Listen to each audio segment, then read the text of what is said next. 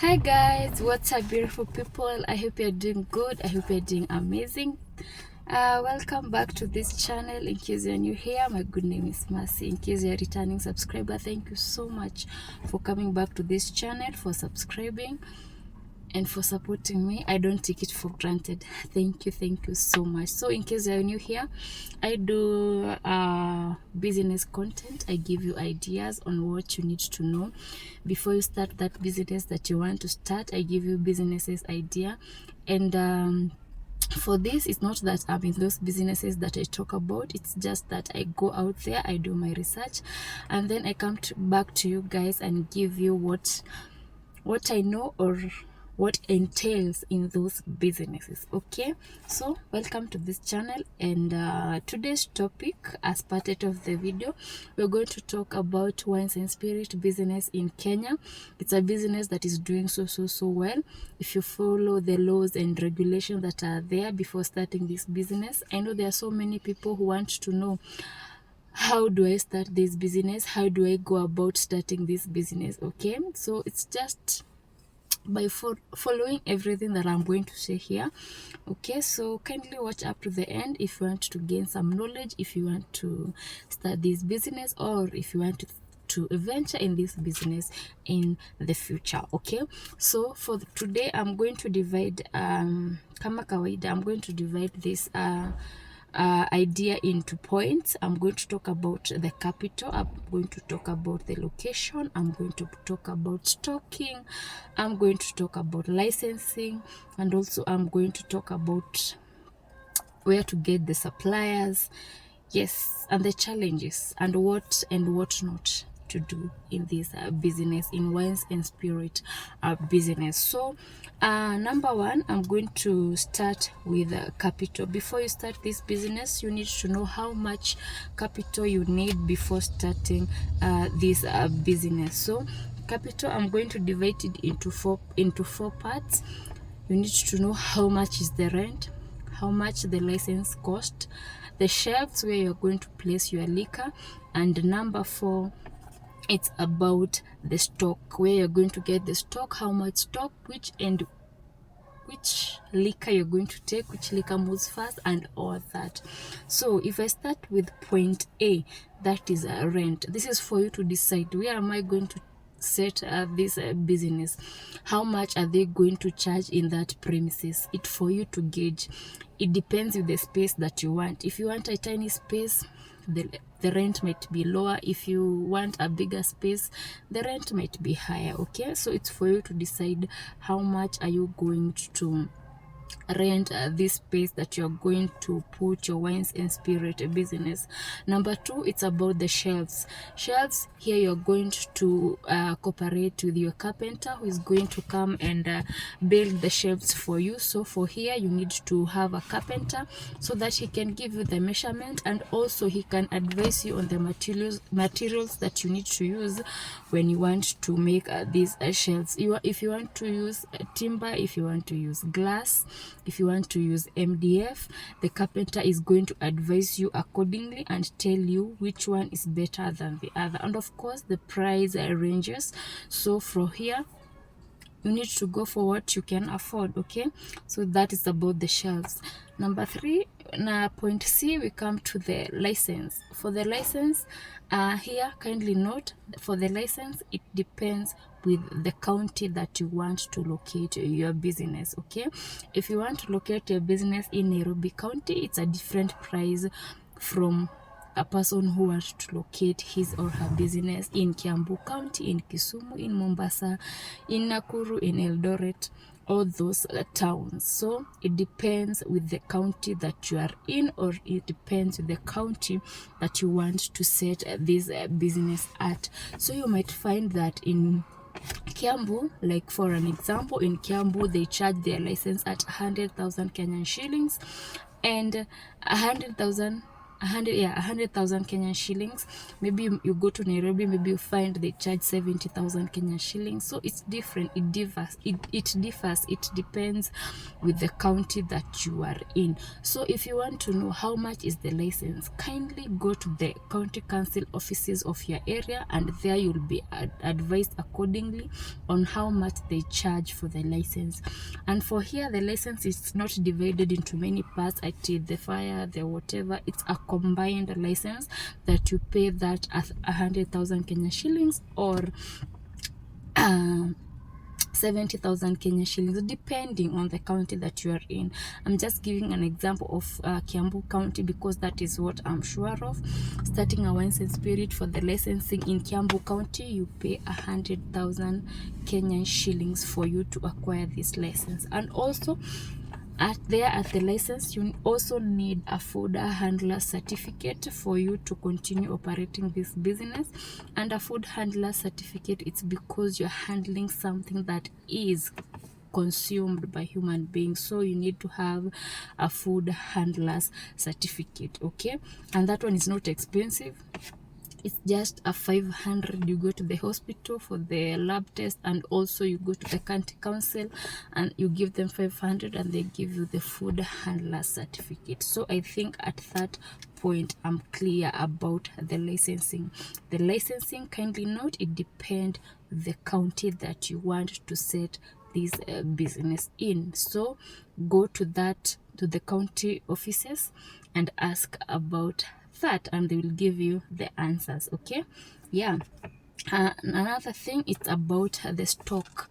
How much stock are you going to start with when you're starting this business? So for the stock, you have to liaise with the suppliers. The supplier, have a reliable supplier, a supplier who is going to tell you nothing but the truth. They are going to tell you, in this area that you're going to locate your business, people of that area, this consume this and this liquor, okay? So that you don't buy the liquor that's going to come as a dead stock in your shop. You have so much dead stock in your shop. So have a reliable supplier or distributor who is going to advise you accordingly on the liquor that you're supposed to stock in when you're starting the business, depending on the people who live in that location. Remember, when you are stocking, you need to look at that location, the target group of that location. Ni watu wa aina gani, which is their set yao ya the living standards yao iko wapi? Is it low, is it middle, or is it a high living standards? Okay, so you need to know very well the type of liquor that you are going to sell, because you cannot come and store liquor that is worth 10,000 for people who are middle class level of life, okay? So you need to know and do your research, and that research you're going to be helped by the supplier, okay? That is point number D on capital.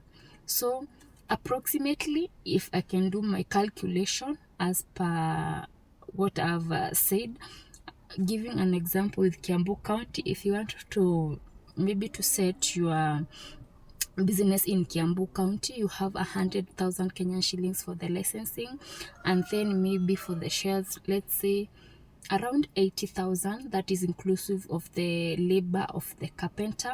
And then you come to the stocking. Maybe stocking, you want to do it, let's say 100,000 Kenya shillings for the stock. And then the other thing is about the rent. That is the rent inclusive of like things like the cooler, the cooler, that is the fridge, and other things that you need there. 100,000 Kenya. So with around 300,000 Kenya shillings to 400,000 Kenya shillings, you're good to go to start this business. Because I believe the licensing, maybe if it's more than 100,000, I don't know, but you go ask in your county area how much they charge in that county when you want to set a wines and spirit business, okay? Yeah, so approximately, I'm giving you the approximate 300 to 400,000 Kenya shillings when you want to start this business, okay? Yeah, number two, I want to talk about location. When you're setting this business, you need to set this business in a strategic location, okay? Not just anywhere. You set it in a place where you know you're going to attract customers. You have customers, even if they're passing by, they will see you. Another thing, when we're setting this business, the location, there are some laws and regulations that you need to follow, and that is, this business should not be set near a school, near residential areas, or near places of worship, okay? And if it's near, it should be 200 meters away. But you might ask yourself, in Kenya we see so many Wines and Spirit and a residential area floods, and what goes on? This is Kenya, okay? Yeah, you need to know that. So those are the laws and regulations that you need to know, okay, about the location. Another thing, point number 3 that I'm going to talk about, it's about stocking. I think I've touched a little about stocking. You need to liaise with the supplier. And where are you going to get this supplier? You need to have a genuine, a reliable supplier or distributors, because you know, liquor, you might find so many, not that you might find, there are so many counterfeit out there, and for you not to be scammed or to be sold liquor that is not legit, you need to liaise with the genuine distributors and suppliers. For the genuine distributors and suppliers, which I'm aware of, is Qual and EABL. Qual is KWAL. Those are genuine suppliers that are going to supply with you with all the liquor that you want. If it's beer, if it's vodka, if it's gin, if it's wine, if it's you name them, spirit, all of them. So you need to liaise with a good supplier and a genuine supplier for the two suppliers that I've told you. And you need to be so careful when you are buying this liquor, because one day the authorities, that is KRA and Kenya Bureau of Standards, they might come to do the inspection, and they find that you have one liquor that is not legit. They scan the code and it's not legit. Do you know you might be in a sorry for that, guys. I didn't want hiyo kelele ya kukurubisha gari appear in the video. So we continue. I was saying, you might find yourself in deep trouble when the authorities from KRA and from KEBS, they come for inspection and they find that you have a liquor that is not legit. When they scan and say it's not legit, it might cost you a lot, because that one liquor might cost your entire business closure, you get? So it's good to have good suppliers and reliable suppliers, and suppliers that you know that they are going to give you legit things. Another thing that you need to know about Wines and Spirit business, it's about keeping the records. You need to keep your records very well. For the suppliers who are going to supply with you with everything, kindly keep your receipts at a file. Just have a file everything, the receipts, so that if you have some issue with the liquor or something, you're able to trace who sold you that liquor, okay? That's the best part of having good and genuine suppliers, okay? Another thing that you need to have for you to keep your records, you need to have a POS. A POS is a point of sale. Point of sale ni ile like a machine, like a computer thing that is unapata kwa supermarket. That is the POS. It helps you to keep your records, and also it helps you to track your sales and everything, you understand? So you need to have a POS. It's very important for you to have a POS. It's going to help you to keep your records and also to track your sales, okay? Another thing that you need to have a reliable worker, or the person who is doing that work for you, your employee. Have a reliable and a trustworthy worker. Heri ufute, andika ukifuta until the time that you will find a reliable and a trustworthy worker. That's also the advantage of having a POS, because if you have someone who is doing some fishy things, you just know, because you will see that this beer, this vodka or gin was sold, but I can't see the money, you understand, but it was not recorded, but ilitoka, you understand. That's the advantage of having a POS. Okay, and also encourage on payment through bank or M-Pesa. Okay, kuswipe ama M-Pesa ama lipa na M-Pesa, you understand. That's the best way, because you need to reduce them handling cash so much, because hapo ndio wizi huingililia. So zingatia sana the lipa na M-Pesa thing or kuswipe ya bank, you understand. Another thing that you need to know about the licensing, the license lasts for 1 year, so you need to renew your license annually. Renewing your license, you need to pay the same amount that you paid when you are applying for that license. If it's 100,000, next year you will pay 100,000. If it's 80,000, next year you're going to pay 80,000. So kindly note that the license is renewed annually. And for you to renew the license, you need to apply for a certain form to fill before you renew it. And that form, I think it's around, I think 1,000 shillings for you to have that form for you to fill in order for you to renew the licensing. Okay, I don't know if there's another thing that I've left behind. I've talked about everything that I need to know. And for this business, you need to be keen in following the laws and regulations of this business. Otherwise, each and every time you'll be having up and down with the authorities, that is the police. They will keep disturbing you each and every time, you understand. So you need to follow the laws and the regulation to have legit, everything legit. Amtawaisumbuana na wao, you understand. Also, another thing that you need to know, working hours for a wines and spirit, it's stated that you should open your wines and spirit from 8:30 a.m. in the evening, and closure time is 9:30 p.m. in the evening. Kindly note on that. It's another thing that you should know. And also note, there's a difference between a pub and a wines and spirit.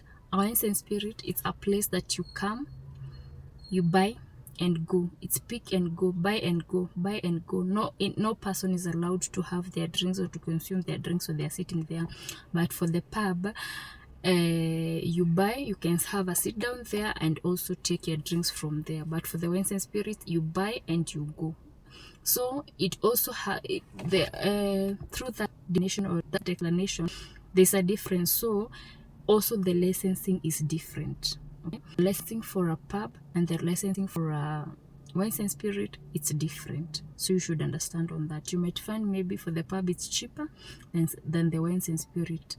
So it's not the same. That's why I'm telling you, you need to go to the county council offices of the where you want to set this business, for you to understand everything and for them to explain about the licensing. Okay, I think I'm going to stop there today.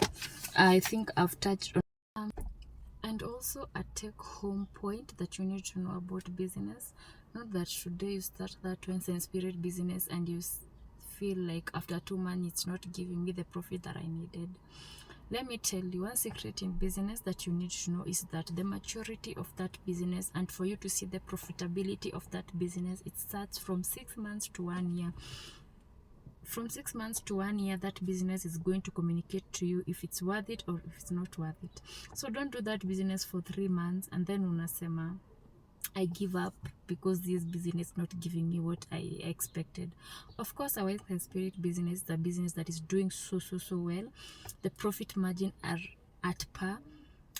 It's so profitable.